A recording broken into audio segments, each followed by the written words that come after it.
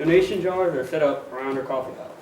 Please let our baristas know if you would like a cup of coffee. We have spoken word artists and musicians performing tonight. Hope you enjoy yourself. And again, please remember why we're here. The money raised tonight will be donated in the American Cancer Society in honor and memory of Chalisa. And please welcome our first artist of the night, Katie. Listen at my woven program, To This Day by Shane Koizigan, and If I Could Keep One Heart from Breaking by Emily Dickinson, that standing up, no matter what the cost, is the only way to end bullying. I'm not the only kid who grew up this way. Surrounded by people who used to say that rhyme about sticks and stones, as if broken bones hurt more than the names we got called. And we got called them all. So we grew up believing that no one would ever fall in love with us, that we'd be lonely forever. Don't tell me that that hurts less than a broken bone, that an ingrown life is just something that surgeons can cut away.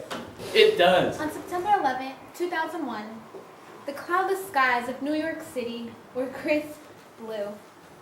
The streets were filled with stockbrokers, traders, bankers, accountants who hustled into the 200,000 tons of steel known as the Twin Towers. On September 11, 2001, my family, New York City, and the entire nation were brought to our knees. We all use the phrase, life is short, rather loosely, but until you are faced with death, it is impossible to truly understand what it means. Trauma educates. September 11, 2001 is a day Americans will never forget. 2,700 innocent people were killed that day. It's hard to believe that one single day could change the future for so many. But September 11th did exactly that.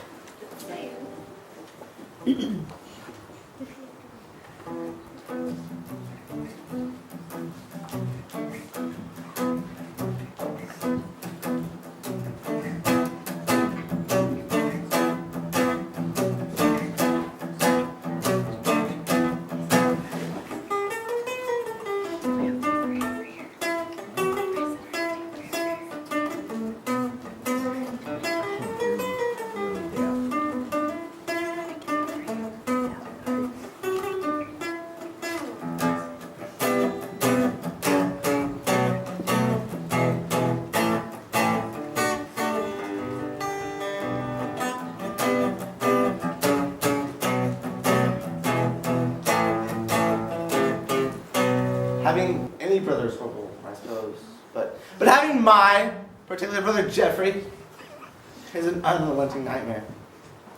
It's not because he's 8 years younger than I am, although that's part of it. It's not because he's cuter than I am, although that's part of it too. It's not because he hates me. He doesn't. The truth is that he idolizes me, and that's the problem. I say I know. Because Eli's only 24. And I've never seen eyes further away from childhood than his. Eyes old with a wisdom he knows I'd rather not have. Eli's mother traces a teddy bear near the inside of my wrist and says, "Not all casualties come home in body bags."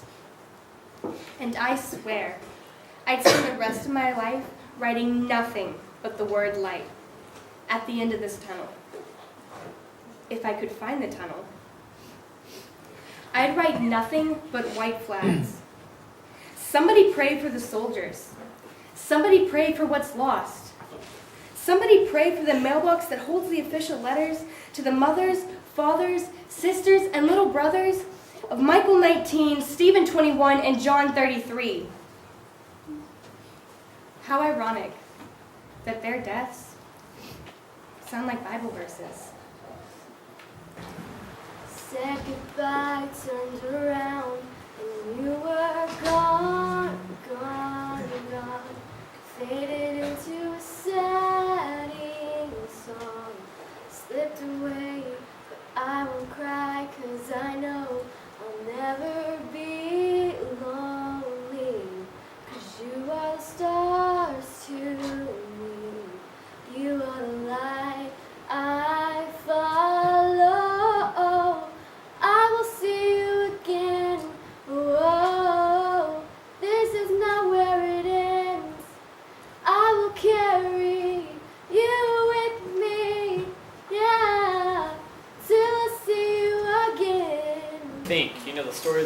pigs. But what if the story you grew up hearing was all wrong? Sure, there was a wolf, some huffing and puffing, and 3 little pigs who knew nothing about construction. But there's more to the story than that. There's a little girl who comes to the rescue. A little girl in a red hood, to be exact. But as always, a little girl who's out to break your heart. 3 Little Pigs by Roald Dahl, and A Day Brought Back My Night by Jeffrey Brock. Fairy tale books have you all fooled. Girls, you can't live with them, and you can't live without them. The animal I really dig, above all others, is the pig. Pigs are noble, pigs are clever, pigs are courteous. However, now and then, to break this rule, one who meets a pig who is a fool. What, for example, would you say if strolling through the woods one day, right there in front of you, you saw a pig who'd built a house of straw? The wolf who saw it licked his lips and said, "That pig has had his chips. Little pig, let me come in." "No, brother, here's a chinny chin chin." "Then I'll huff, and I'll puff, and I'll blow your house in." The little pig began to pray, but Wolfie blew his house away. Sure, I'm beautiful. I have perfect eyelashes. I'm an inspiration to like millions of little girls. I happen to be teenage fashion model, ballerina, nurse, flight attendant, tennis pro, ice skater, astronaut, teacher, singer, actress, dress designer, TV news reporter, veterinarian, teacher, astronaut, rock star, scuba diver, artist, teacher, lifeguard, firefighter, dentist, and a teacher.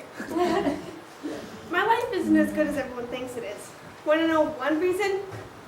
Your arms. They don't bend. Have you ever tried to put on a shirt when your arms can't bend? Even little things like calling Ken are nearly impossible. Did you know that there are 2 Barbies sold every second in the world? Or how about the fact that a girl usually has her first Barbie by the age of 3 and collects about 7 in her lifetime? Listen as I share a monologue from Barbie and Barbecue by Sandra Cisneros.